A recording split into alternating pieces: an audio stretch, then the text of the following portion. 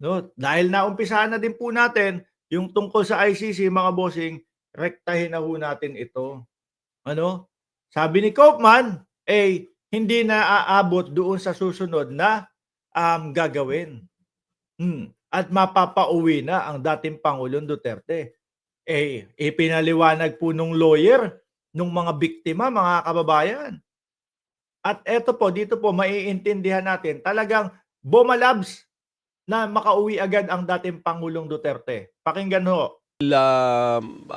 Parang kampante itong si Attorney Kaufman na hindi na raw aabot doon sa confirmation of charges hearing laban po sa dating Pangulong Duterte. Dahil Ayun, confirmation charges hearing, mga kababayan, pagkumpirma, no? Kinukumpirmado, ganito, ganyan, Ngayon, ang lawyer naman po o tagapagtanggol ng kabilang panig, mga bossing, nung mga nabiktima di umano nung panahon ng EJK, mga kababayan, sabi ay kumpiyansa kami diyan, no? Kumpiyansa kami na tutuloy-tuloy ang hearing. No, hindi mapapauwi agad yan. Bakit daw ho? kampante sila bago pa mangyari yun ay madidismiss at mapapabalik na ng Pilipinas si dating Pangulong Duterte. Ano po Uy, madidismiss ha. Actually, mga DDS, nandyan ba kayo? Ia-announce ko na, no? Papauwiin na si dating Pangulong Duterte ngayong araw. April Fool's Day. Joke only. Kayo naman, wag kayong aasa agad-agad. Madidismiss daw. Ano po ang sagot ng lawyer ng mga nabiktima di umano? reaction nyo? Well, sa amin naman, sa mga biktima po, kampante naman kami na talagang may jurisdiction ng ICC. Kasi Doris at Alvin, 4 lang ang titingnan ng ICC. Maputol ko lang ho dyan, sandali, mga kababayan. Biruin mo, yun yung pinaglalaban nila. No? Walang jurisdiction sa Pangulo. Ayaw nilang malitis ang dating Pangulo, mga kababayan. Ayaw nila. Yun na yung kumbaga para mailigtas ang dating Pangulo. Hindi ba? Hindi talaga yung, hindi namin ginawa yan at mapapatunayan namin lahat yan na wala kaming kasalanan dyan. Hindi. Ang ginagawa ho nila, mga boss chief amo, sir, walang jurisdiction ng ICC kaya hindi dapat litisin ng dating Pangulo, etc., etc. Kung ako doon sa mga tagasunod, sa mga sumusuporta kay dating Pangulong Duterte, kung ako, mas gugustuhin ko na matuloy. Di ba, Leif Morgan? Gusto ko matuloy. Bakit? Malalaman ng sangkatauhan ng Pilipinas. Tingnan nyo, ang dating Pangulong Duterte, absuelto na ipagtanggol nila ang kanilang sarili. Kasi kapag kayong ganyan, malabo yung sinasabi nyong gusto namin maging bayani si Duterte. Sabi ni Binoy, bayani ka, boss. No? Magtatatak sa isipan ng tao. Kunyari, kamatayan ng dating Pangulong Duterte na hindi nalilitis. Ang tatatak sa isipan ng tao, berdugo ang dating Pangulo. 'Di ba? Hindi nalinis yung pangalan. Malabong maging bayani. 'Di ba? Pero kung sakali nalinis, nalites, na ipagtanggol nila ang kanilang sarili, di baka posible pa yung sinasabi ninyo na maitayo ang rebulto ng dating Pangulong Duterte sa gilid ni Rizal. Di ba? Bayani pa, baka lang ha. Pero napakalabo ho niyan. Ano yung 4 na to? Una, does it have jurisdiction materia? May subject matter jurisdiction ba siya? Meron po, kasi crimes against humanity ang charge against kay Mr. Duterte. Saka panahon pa ho yan, 2011, dahil nga po yung sinasabi natin na pagrespeto ng ICC sa Pilipinas. Okay, ang sakop lang nitong investigasyon na ito, ang sakop lang nitong paglilitis na ito ay 2011 to 2019 kasi labas na ang Pilipinas pagkatapos ng mga panahon na yon. Diba? Kaya nga 43 lang Kaya nga 43 lang. Pero ang sagot ni Inday Sara Duterte, 43 lang pala yung namatay, nasaan yung crimes against humanity doon? Sagot sa kanya nung mga mga lawyer, eh, ilan po ba kailangan patayin ng presidente para maging crimes against humanity? Hmm. 'Di ho ba kahit 2, 3 mga kababayan, papasok na ho yan dun. Ikalawa po, yung mga charges ba ay within the time jurisdiction ng ICC, Hmm. within nga Yan yung sinasabi ko sa inyo, di ba? Dahil nga po nirerespeto ng ICC ang Pilipinas, mga boss chief amo, sir, hanggang 2011 to 2019 lang ang kino-cover nila diyan sa paglilitis na yan.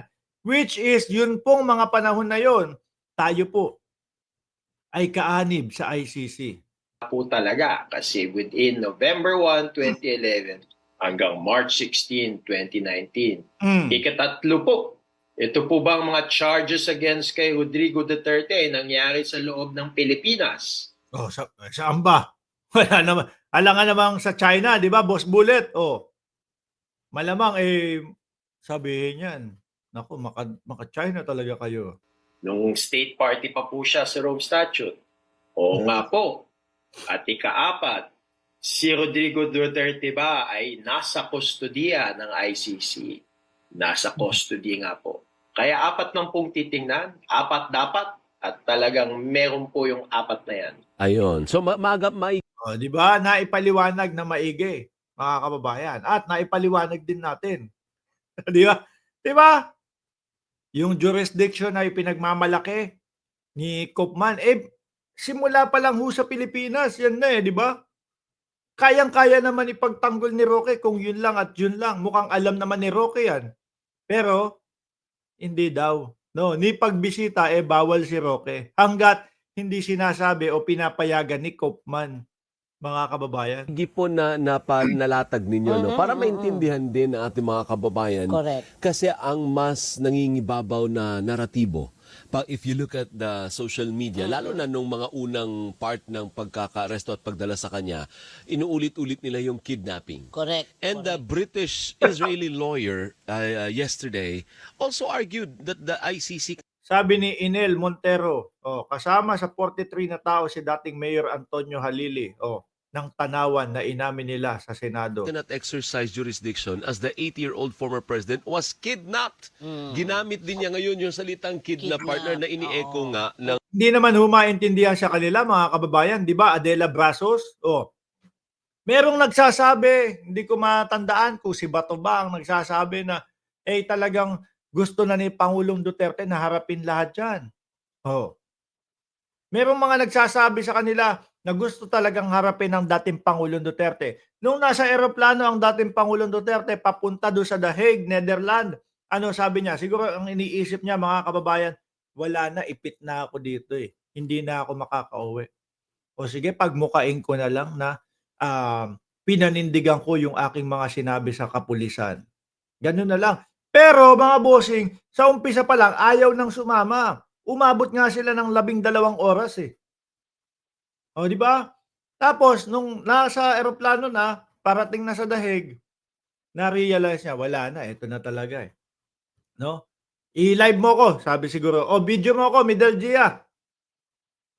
Kakausapin ko yung mga kapulisan at taong bayan. Sabi, di ba mga pulis, sabi ko sa inyo, magtrabaho lang kayo. Tapos ako ang bahala sa inyo. Eto, pinapanindigan ko na. Sabi ni Bo Pascual, live ba to? Pinapanindigan ko na. Di ba? Kasi no choice na. Talagang papunta na siya doon at hindi na makakabalik, mga kababayan. Hindi na makakabalik. Kaya, pagmukain ko na lang hero yung aking sarili. Tapos, sabi nila Medaldia, kinidnap. Meron namang nagsasabi sa kanila, gusto na po talaga ng dating Pangulong Duterte. Sabi din ng dating Pangulong Duterte, eto na po, sumama na ako. No? Kasi sabi ko sa inyong mga kapulisan, magtrabaho lang kayo at sagot ko kayo. Hindi maintindihan. Magulo sila eh. Hindi sila nag-uusap-usap diyan eh. Ang Duterte camp. Sabi ni, and I quote, sabi ni Kaufman, I view it as a kidnapping, nothing more or less. It's an extrajudicial rendition. He was given no due process, just lang over to The Hague. Ano reaction po ninyo, sir? Wala namang kidnapping. Una, meron namang arrest warrant, di ba? Galing pa nga sa ICC. Ikalawa, pinadala po yung arrest warrant na to through a diffusion. At mahalaga po na it's through the red diffusion ng Interpol. Kasi ibig sabihin talagang targeted to from the ICC towards the Philippines. Kasi kung Nawala na yung mga nagko-komento dati. No? Mark, nasa na yung pinagmamalaki mong ICC? Mark, ICC ka ng ICC. Nawala na ho yung mga ganong komento. Ano? Mga bossing. Siguro mga natauhan na. Bakit? Eh, kasi yung mga DDS ang yayabang dati. Sabi, oh Mark, akala ko ba mahuhuli na si Kibuloy? O yun, nalaglag sa kamay ng batas si Buloyski. Nag-iyakan. Sabi nila, wala nang justice system sa Pilipinas kasi nahuli daw si Buloyski, no? Wala nang justice system sa Pilipinas. So ngayon naman, naka-move on pansamantala. Si dating Pangulong Duterte naman ang sabi nila, oh, nasa na yung ICC? Nasa na yung ICC pinagmamalaki mo? Dumating ang ICC. Ayun. Nag-iyakan mga kababayan. O di ba? Ang sabi naman nila, meron naman meron namang justice system at gumagana naman ang justice system sa Pilipinas. Anak ng tinapa. Pagdating kay Kibuloy, hindi gumagana yung justice system. Pagdating naman kay Duterte, gumagana naman ang justice system sa Pilipinas. Ano ba talaga mga DDS? Sila ho nagkokontra doon sa kanilang mga sinasabi. Kung ano yung papabor sa kanila, dapat ganun. Oh. Nung hinuli si Kibuloy, wala nang justice system ang Pilipinas. Ganito, ganyan. Hinuhuli ang isang pastor na may-ari ng Universe. Oh, na merong doorknob na diamante. Nung kay dating Pangulong Duterte, gumagana naman ang justice system. Bahala kayo mga DDS kung ano-ano ang sinasabi ninyo. notice lang, ibig sabihin sa buong bansang miyembro ng Interpol. Pero ito, directed siya sa Pilipinas. Ikatatlo po, talagang sinerve naman po siya, di ba, ng ating mga authorities dito sa Pilipinas kay Mr. Duterte. At may basihan din under our domestic statute. Siguro memorize nyo na yan. RA 9851, the IHL Act, Section 17, second paragraphs, in the interest of justice. Philippine authorities may dispense with investigation and may surrender a person towards an international tribunal that is investigating an international crime. Kaya wala pong kidnapping. Sabi naman ni Lucky String, ngayon naman ang sinasabi nila, hindi naman daw matutuloy ang impeachment. Nako, ako ang tingin ko diyan habang talagang tumatagal nawawala sila Bato de la Rosa. Yung mga boboto yung mga boboto na hindi ma-impeach ang vice presidente kasi kaibigan nila, kapartido nila, kaalyado nila, kaibigan nila. Habang tumatagal nawawala ho yun sa kwento, mga kababayan, lalo na pagka mga na-ICC na din. Di ba, Sir Orlando Santos? Attorney Ades, ipakituloy nyo nga po, parang may dulo niyan na parang may isang lawyer din partner na inanalyze niya. Ang sabi? Yung dulo, paano dulo ulit no, ng provision na yon? Ang dulo, may voluntarily surrender or subject to extradition. Kaso, ang ICC po, hindi naman po siya isang bansa. Isa po siyang international organization. Kaya yung extradition po, na node, hindi po nag-apply sa ICC. Organisasyon, no? Naglalaro sa 125 to 150 na bansa ang nagsasama-sama at magkakaugnay po diyan sa ICC na yan. Kaya yung ewan ko, yung mga pinaggagawa ni Greco Bellica, mga kababayan, na sulat kay Trump, sulat kay Putin. Greco, walang collab-friend dyan, no? At hindi kakayanin ni Donald Trump na isang sulat. Susulat ako sa ICC na pakawalan si Duterte, palayain si Duterte. Hindi. May mga bansa na nandiyan. May mga bansa na magkakasama sa ICC. Oh, anak ng tinapa. Yung mga DDS iiyakan kay Buloyski. Yung mga DDS iiyakan doon sa ICC. Ano? Tapos yung mga DDS iiyak na naman sa impeachment. Sabi ni Charles Bilim, iiyak na naman ang mga Makoy vloggers. Saan? Actually kayo yung araw-araw na mga nag-iiyakan, 'di ba? Kayo yung araw-araw na nag-iiyakan. Buloyski, kulong. Duterte, kulong. Impeachment, susunod. Iiyak na naman kayo. Oh, lalo na pagka itong linggo na 'to naaresto o nakuha si Bato de la Rosa. Naku, iyakan na naman kayo niyan. 'No? Mismong kay Bato de la Rosa na nanggaling. Kasama po ako sa may warrant of arrest. Oh, 'di ba? Kaya ang hindi ko maintindihan mga boss chief amo sir, ano yung pinagsasasabi ni Charles Lim na mag-iiyakan tayo, eh sila nag-iiyakan. Oh, 'di ba? Wala naman kayong bilang, hindi sinasabi mo ba sa amin 'yan? 'No? O yung paulit-ulit na tinatawag ng tatay ninyo, mag-rally na tayo, mag-EDSA na tayo, mag-isog na tayo. Putrages na yan, 32 pumupunta sa EDSA. O nung nakulong na, ilan? O 30,000 pinagmamalaki ninyo, 30,000 ang pumunta sa inyo. Anak na tinapa. Yun yung bilang ninyo o kung kami man, walang bilang na mga vloggers. Okay, kung yun ang tingin ninyo 'di ba tingnan niyo yung mga vloggers ninyo, diyaan sa ilalim. Oh, meron diyaan sa mga vloggers ninyo, ano, putragis na mga vloggers na yan. Yung mga vloggers ho nila mga kababayan, simula kampanya 2022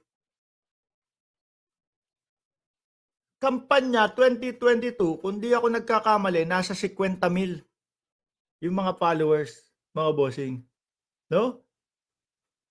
Natapos na kampanya, 5 taon na ang nakalipas, 56K hanggang ngayon mga kababayan. Sa loob ng 5 taon, 6,000 ang nadagdag doon sa kanilang mga subscriber. Oh. Kami pa walang bilang ha. Eh di wow. Kamusta na lang yung mga vloggers ninyo? No? 5 taon, 6,000 ang nadagdag sa mga followers ng mga yun. Oh. Di ba? Baka yun yung mga laway-laway lang. Yun yung talagang walang bilang.